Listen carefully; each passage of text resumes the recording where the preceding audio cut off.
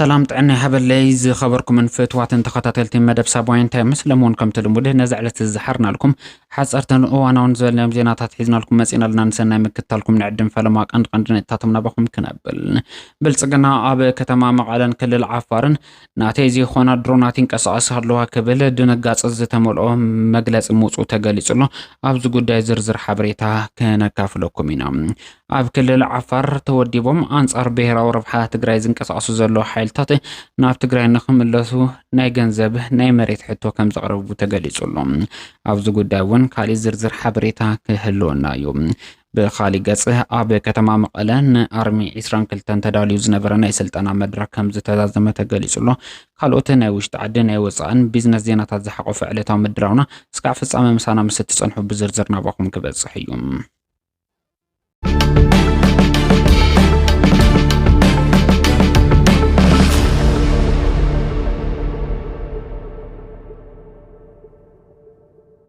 اب دوبه كللات اوروميان سيدامان بستولع حدش قجت بوحدو 10 سبات كم زموتو تغاليصو اب دوبه اوروميان سيدامان بزغاطم حدش قجت هيوسب كم زطفن اب لعل ابياته تمرتن زراتن ون كبيد عنوت كم زبصح تغليصلهم اب زحلفه سمون اب كلل اورمو وردا غرجا قشته غومهيني اب زوبا مبرق سيداما دما قشته چيرين بزغاطم داغم غچت 10 سبات كموتن كلو ب10 تاز قصور سبات دما كم زقسلو كم ون اب حيالو قشوتات زركبو باش حز قصور نبرتي كم زي تمزابلو نبرت تخلل كم زي تقسلو اديس ستاندرد افزرغو حبريتا تقيسلو نبرتي كم زي تقسو اتغچت نتي اب تخبابي زنبر السلام بفولي كم زرغو يحبرو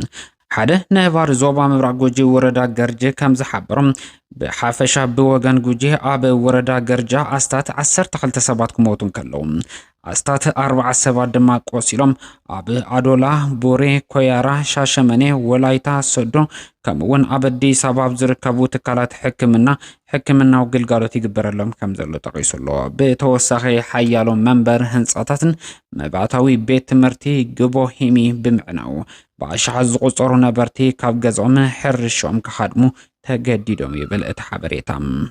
بيرو حرشان هافت تفطرو تግራይ اب سرحه مسنو زبصح زلو محنقون مفتح زعلمه وعلى مس مدارك تاكلات انداسالط يركم ابتو على ترخيبهم مخفت مدرز اسمعو حلافي بيرو حرشان هافت تفطرو تግራይ زخونو ايت عالم برهان حريفه كم زبلوم ابز حزوان اب سرحه مسنو بحافش دما اب سرحه حرشا زبصح زلو صقم نمفتح حبيركان ناي مسرحن مداركتنا تغرو زلخم تبغسونا مسجن دحر مبال تግራይ بمسنو ابيلا حرشا معتوتا بمدنفم عرسه مركوس اكتر رغاغص دما كلهم يملكتن ينبحالت مداركت اكلات كرباربو صوعي تقريبهم لهم مكايد سرح SNV هورتي لايف جرين جروز ايت تسفاي غبرز غافير بوغنم ازلومي بزكايد زلو على مدارك تاكلات اساتيفكم ابصراحه مسنو بمنطاف بمحغاز سرحه حرشان ابزل على بركي كبصح نمغبار زعلم يكبلوم تغلصو ترايملوم ابت مدرخ زي تفلالي مدارك تاكلات سمو حرشا حرستوت زترخبو قينم كابت مدرخ نستلعلو ريتوتات حتوتات بزملكتهم اكلات مبره كم زتوهابم نمفلات تخايلولهم هلونا حزب تግራይ نمرغاص زلنا انكم ممارصي بجغنነት مكيتካ معوات يكبلو حلافي ممحدار حيل سبسراوي تግራይ زخونو تغدالاي ገብረ ጻድቅ ገብረ ዓዴት ሓቢሩሎም ተጋዳላይ ገብረ ጻድቅ ገብረ ዓዴት ነዝበለ አበ ካላይ ዙር መዛዝም ስልጠና ልዕሊ መርሕቲ ሓይል አርሚ 22 ተረኺቡ አበ ዝሕለፎ መልእክትዩ نلعلي مرحتي حيلن اللعلين زركبو أمرار حسراويت أرمي 22 نخلت سومن كوهاب زصنحه ناي بوليتيكان وتحدراون سلطناتات كم زتزازمه تغليصلهم ابتي سنه سرعت مزازم سلطنات ترخبو مخفت مدرز اسمعو ازازي أرمي 22 زخونو تغدالاي ገብረዝ ጋፊር ገብረ ሰላማ كم زبلوم هلونا حزب تግራይ نمرغاص اب زغبر بهيراو مخاطب بصحتنا نموصم أرمي 22 مس تلوخو اب ግምት ዘእቱ ካልኣይ ዙር ፖለቲካውን ወተሓድራውን ስልጣናታትን ንልዕሊ መርሕቲ ሓይሊ ሰራዊት ትግራይ ዝኾኑ ኣካላት እናሓበ ብምጽናሕ ስልጣኑ ወዲኡ ንምረቃ በቂሎ ክብል ገሊጹሎም አባል ማዕከላዊ ኮሚቴ ውድብ ሕወሓትን ዋና ዳይሬክተር መለስ አካዳሚ ፕሮፌሰር ክንፈ አብርሃ ብገዲኦም ብምክንያት ዕፅዋን ክባን ሰላሕታዊ ጽንተት ኣብ ንቡር ኩነታት ዘየለ ትግራዋይ ተረኺብዋ ዝነበረ ጭላንጨል ሰላም ጠቕሊሉ ሲኢኖ ኣብ ጫፍ ሓደጋ ህልውና ስለ ዘሎ ህልውኑን መሰል ዓርሰ ውሳኑን ንምርግጋጽ ምስ ዶገል ትግራይ ዝኾነ ሰራዊት ብጥንኩር መኸተ መሰሉ ዘደልድለሉ ምዕራፍ በፂሕና ንርከብ ክብል ጠቒሱሎም بوغن ودب حوحت زگبر پولیتیکاو قالس دما كله كابو زدل دقاف كجبر دلو مخانو حبيرولم حلافي من محدر حيل سب سراوي تقراي تقرا لا جبر صادقه جبر عاديت بقديوم حزب تقراين سراوي تقراين ان تعجزتو زصنقق تقبر سرعت بلصقنا بحبور قلاص امكمكته ابزح شقومنا بقعت سلازلوم ببروباغندا صلاي عينم بركخنينا كبل غليصلوم هلون حزب تقراين مرغاز زلنا انكو اماراسي بجغنነት مقلاسي كبل ون تقرا لا جبر صادقه ملوت يحلف الجغنا سراويتنا اب انصار صنت زتغبر مستنكراوس جغنነት ابز حزوان نزان صلالونا داغماي صنتات ون كم زدقم عين الطراطرن كبل يقلص حلافي زفر سلام صدتان توكال كنتيبا كتما مقله ايت ردحاي فسحه اب زحلفو ملكت دمام بوغن تكراي كلهم صقمات بسلام نقفتحو كلهم امارستات سلام صنققنا تطقيمنا انا ناب نور نمملاسكوا انت تفتنه بوغن سرعت بلصقنا تقبالنت بمسانو زلنا نيمو داتا ماراسي مكيتنا معواتي كبل حبيرولم سراويت ارمي 22 دما ناي دجنن جنبارن درب امامات እናወገነ ዝጸንሐ ህዝባዊ ሰራዊት በመቋኑ ልዑልህና አዳን ምስጋናን ይግባው ክብል ሓቢሩሎም ሕዝውን ህልውና ንገብሮ መኸተ ካብኡ ዘድሉ ኩሉ ከም ዝገብር በዓል ሙሉ ተስፋይ ክብል ዝገልጽ እቲ ሓላፊ መምሕዳር ከተማ መቐለ ድማ ኣብ ጎነት ሰራዊት በመቋን ድጋፉ ከም ዝሕይል ሓቢሩሎም ኣብ መወዳታ በዓል 7 ነጥቢ መግለጽ ቅዋም በመውጻእ እቲ ስነ ስርዓት ተዛዚሙ እዩ ኣብ ሃገራዊ ምክክር ኮሚሽን ተባሂሉ ብስርዓት ብልጽግና ኣብ ዝተዳለወ ናይ ድራማ መድረኽ ንኣምሓራ ወኪል ይሳተፍለኹ ዝብል ሓይሊ ኣዘራራብ ዝተባሃለ ናይ መመያየጥ ኣጀንዳ ሒዙ ከም ዝቀረበ ተገሊጹ በዚ መሰረት እውን ኣብ ክልል ኦሮሞ ክልል ቤንሻንጉል ጉሙዝ ክልል ትግራይን ክልል ዓፋርን ዘሎ መሬት ይግቡን እዮም ዝበሎም ብዝርዝር ከቕመጥ ተራይሎም በዚ መሰረት እውን ኣብ ክልል ኦሮሞ ኣብ ሰሜን ሸዋ ዳህራ ወረዳ ኣብ ምብራቅ ሸዋ ድማ ፈንታሌ ወረዳ ብኽፋል ክወሃበን ይግባእ ክብል ኣጀንዳ ሒዙ ከም ዝቀረበ ተገሊጹሎም ኣብ ክልል ቤንሻንጉል ጉሙዝ ድማ መተከል ዝተባሃለ ዞባ ሙሉ ንሙሉ ኣብ ትሕቲ ክልል ኣምሓራ ክካተት ይግባእ ዝብል ኣጀንዳ ዘቕረበ እቲ ንህዝቢ ኣምሓራ ይውክል ክብል ዝገልጽ ሓይሊ ኣብ ክልል ዓፋር ድማ ብዝርዝር ዘይገለጾም ዝተፈላለዩ ወረዳታት ናብ ክልለይ ክካተቱ ይግባእ ክብል ዳግም ኣዘራራብ ሓሳብ ከም ዘቕረበ ንምፍላጥ ተኻይሉሎም ኣብ ክልል ትግራይ በተደጋጋሚ ይግበአኒ ክብል ካብ ዝጠቕሶም ቦታታት ብተወሳኺ ንኣበርገለ ዘካተተሉ ውሳነ ድማ ኣዘራራብ ኮይኑሎም ወልቃይት ጸገዴ ጸለምቲ ኦፍላን ኮሮሞን ዛታን ሓዊሱ ራያ ዓላማጣ ኣካል ክልል ኣምሓራ ክኾን ይግባእ ክብል ዝገለጸ እቲ ንህዝቢ ኣምሓራ ወኪሉ ኣብቲ ሃገራዊ ኮሚሽን ይሳተፍ ከም ዘሎ ዝተነገረሉ ሓይሊ ሕዚ ድማ ኣበርገለ ናተይ ኣካል እዩ ክብል ሓድሽ ቅዋም ሒዙ ቅልቅል ምባሉ ተሰሚዑሎም ዕላማ እዚ ምንቅስቓስ ዝሚ ህዝቢ ኣምሓራ ምስ ህዝቢ ትግራይ ዳግም ናብ ወጥሪ ናብ ቂምን ጽልእን ከኣቱ ካብ ምሕሳብ ብዝዘለለ እውን ህዝቢ ኣምሓራ ምስ ካልኦት ጎረባብቲ ህዝብታት ዘለዎ ርክባት ንምሕርፋፍን ዝተነጸለ ህዝቢ ኮይኑ ስርዓት ብልጽግና በበይናዊ አካይዳ ከጭፍጭፎ ዘዓለመ ምዃኑ እንዳተገለጸ ይርከብ ህዝቡን ህዝብ ኣምሓራ ካብ ስርዓት ብልጽግና ጠጅዎ ዘሎ ናይ ጥፍኣት ምንቅስቓስ ክነቅሕ ክብህርር ግድን እዩ ኣብ ዓፋር ብጥልመት ተሰሊፎም አንጻር ብሄራዊ ረብሓ ህዝቢ ትግራይ ዝንቀሳቀሱ ዘለው ካብ ኮሎኔል እስካዕ ብርጋዴር ጀነራል ዝርከቡ ኣመራርሓ ነበር ሰራዊት መከላኸሊ ትግራይን ኣብ ዝሕዚ ሰዓት ድማ ብክሕደት ዝንቀሳቀሱ ዘለው ሓይልታት ናብ ትግራይ ክንመለስ እንተኮይና 20 ሚልዮን ብር ይወሃበና ሞ ክንመለስ ዝነበርኩ ኣርሚ ወይ ከዓ ኮር ተመሊሰ ክእዝዝ ይፈቀደለይ ኣብ መቐለ እስካዕ 500 ካሬ መሬት ክወሃበኒ ይግባእ ወዘተ ዝብሉ ቅድመ ኩነት ብምቕማጥ ናብ ትግራይ ክመጹ ኣብ ምሕጽንታ ከም ዝርከቡ ተገሊጹሎም እቲ ብስርዓት ብልጽግና ናብ ቢልዮን ዝጽጋዕ ገንዘብ ተበጅትሎም ክንቀሳቀሱ አንጻር ብሄራዊ ረብሓ ህዝቢ ትግራይ ክስለፉ ኩናት ሕድሕድ ህዝቢ ትግራይ ክውልዑ መደብ ተዋሂቦም ክንቀሳቀሱ ዝጸንሑ ላዕሎት ኣመራርሓ ሓራ መሬት ዝብል ስያመ ዘለዎ ሓይሊ ዝኾኑ ኣካላት በጀት ስርዓት ብልጽግና ማይንም አይምሰትረፉም ናብ ትግራይ ተመሊሶም ብጥቅማ ጥቅሚ ተራቢሖም ዳግም ኣብ ሰራዊት ትግራይ ንኽስለፉም ጻውዒት እንዳቅረቡ ይርከቡ ብፍላጥ ይኹን ብዘይፍላጥ ናብ ክልል ዓፋር ተታሊሉ ዝወረደ መንእሰይ ኣታራ ወተሃደር ሓራ መሬት ድማ ካብ ሰራዊት ምክልኻል ኢትዮጵያ ዝተረፈ ኣስቃጥላ እንዳበልዐ ብፀሓይን ሙቐትን ክልል ዓፋር እንዳተለብለበ ዕላማ ዘይብሉ ምንቅስቃሱ ሕዝውን ቀፂሉ ይርከብ ግዚኡ ኣይረፈደን ናብ ልብኹም ተመለሱ ህዝብኹም ኣብ ምድሓን ግዝኣታዊ ሓድነት ትግራይ ምርግጋጽ ተመዛበልቲ ናብ መረበቶም ኣብ ምምላስ ብሓፈሻ ዓባይ ትግራይ ኣብ ምምስራት ኣብ ጎን ህዝብኹም ተሰለፉ ሓይሊ ኣየር ኢትዮጵያ ዘይፍለጣ ድሮናት ኣብ ከባቢ መቐለን ዓፋርን ተራእየን ክብል ሓድሽ ሪፖርት ሒዙ ከም ዝቀረበ ተገሊጹ ናብ ላዕሎት ኣዘዝቲ ሰራዊት ምክልኻል ኢትዮጵያ ዝቀረበ ሪፖርት ከም ዘመላኽቱ እቲ ብጀነራል ይርማ መርጋሳ ዝምራሕ ሓይሊ ኣየር ኢትዮጵያ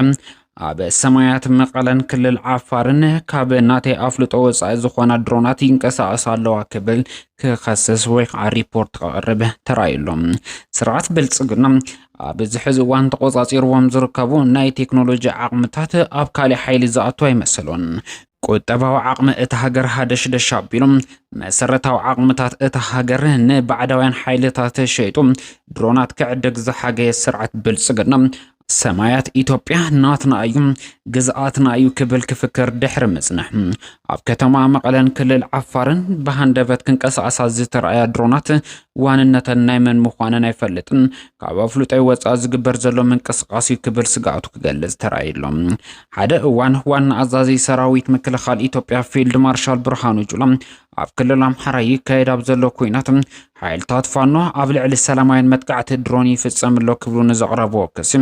እንተ ገጢምካ ኣጽዋር ምምራጽ የለን ገጢምኩም ይሁሞ ግጠሙ እዚ ዘይትበሉ ክብል ከጥንቀቕ ዝተረእየ እንትኸውን ኣብዚ ሕዚ እዋን ኣብ ሰማያት ትግራይን ክልል ዓፋርን ዝተረእዩ ድሮን ካበይ መጹ ዝዓይነቱ ድንጋጸ እንተንጸባርቕ እንትርአ ስርዓት ብልጽግና በይኑ ዝዕንድረሉ ቁጠባዊ ዓቕሚ ዘለዎ መሲልዎ ኣብ ከቢድ ወተሃደራዊ ድንጋጸ ዘእተወ ህሙት ተፈጢሩሎም ኣሜሪካ ኣብ ልዕሊ ኢራን ሓያል ዝተባሃለ መጥቃዕቲ ምክያዳ ተሰሚዑ ኣሜሪካ ድሕረቲ ኢራን ኣብ ልዕሊ ጆርዳን ዘካየደቶ መጠነ ሰፊሕ መጥቃዕቲ ስዒቡ ሓያል ግብረ መልሲ ከም ዝሃበትሉ ሎሚ ሐሙስ ዕለት 30 ሓምለ 2026 ብኣቆጻጽራ ምዕራባውያን ኣብ ዘርገቶ ሓበሬታ ጠቒሳ ኣላ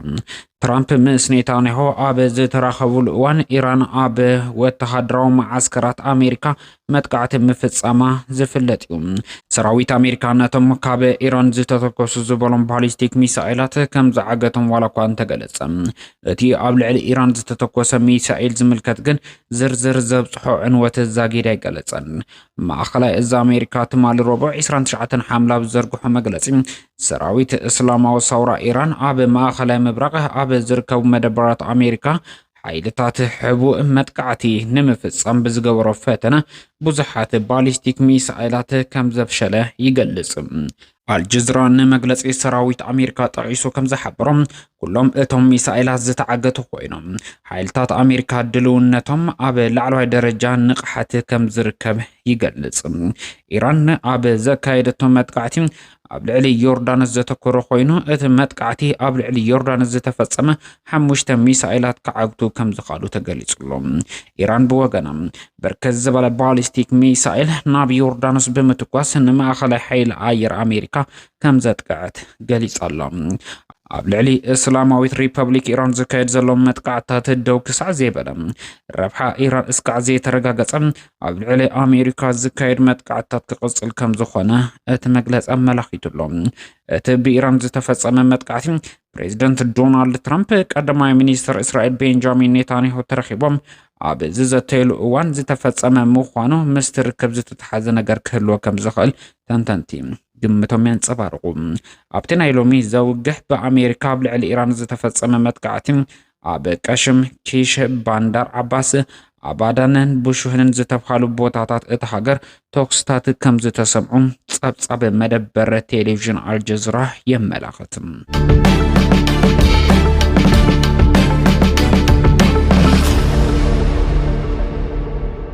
ኣብ መወዳእታና በቢዝነስ ዜናታትና ክነስግረኩም መንገዲ ኣየር ኢትዮጵያ ልዕሊ 9.1 ቢልዮን ዶላር ኣታዊ ረኺበ ክብል ገሊጹ እቶት ኣብ በጀት ዓመት 2025-2026 ካብ ዝተጓዓዙ 20.7 ሚልዮን ዓማዊል ዝተረኸበ ምዃኑ እውን ተገሊጹሎም።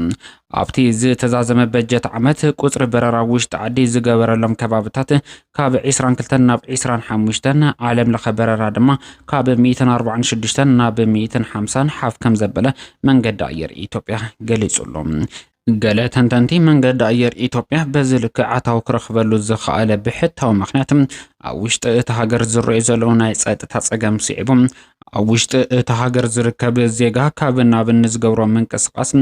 ገንዘባዊ ዓቕሚ ዋላ እኳ እንተዘይሃለዎ ተጸጋጊሙ እውን እንተኾነ መንገዲ ኣየር ኢትዮጵያ ክጥቀም ዝተገደደሉ ህሞት ብምፍጣሩ ብምዃኑ እቲ መንገዲ ኣየር ኣብ ታሪኹ ዝለዓለ ኣታዊ ክረክብ ከም ዝኽኣለ እቶም ተንተንቲ ፖለቲካ ይገልጹ። በኻሊ ዜና ኣብ ዕዳጋ ነዳዲ ብፍላይ ድማ ትማሊ ኣሜሪካ ኣብ ልዕሊ ኢራን መጥቃዕቲ ምፍናዋ ስዒቡ ዋጋ ነዳዲ ዳግም ወሰኻር ኢሎም። በዚ መሰረት እውን ትማሊ ካብ ዝነበሩ ዕዳጋ ብ600 ወሰኽ ዘርኢ ነዳዲ ካብ $85 ናብ $91.7 ክድይብ ተገዲዱሎም። ናይ ኣሜሪካ ነዳዲ እውን በተመሳሳሊ ካብ 82 ናብ 85 ዋግኡ ክድይብ ዝተገደደሉ ዕዳጋ ተፈጢሩሎም። ኣብ ዕዳጋ ወርቂ ድማ ወርቂ ብ0.12 ዋግኡ ቀኒሱ ኣብዚ ሕዚ እዋን ንሓደ ኦንስ $461.39 እንዳተሸጠ ይርከብ። ኣብ ዕዳጋ ክሪፕቶ ቢትኮይን ብ0.1 ዋግኡ ቀኒሱ $64,306.8 ይሽየጥ ዘሎ ምዃኑ ዝተገለጸ እንትኸውን ዳርጋ ኣብ ዘለዎ ዋጋ ዝርከብ ኢቴሪየም ድማ $1,914.74 እንዳተሸጠ ይርከብ።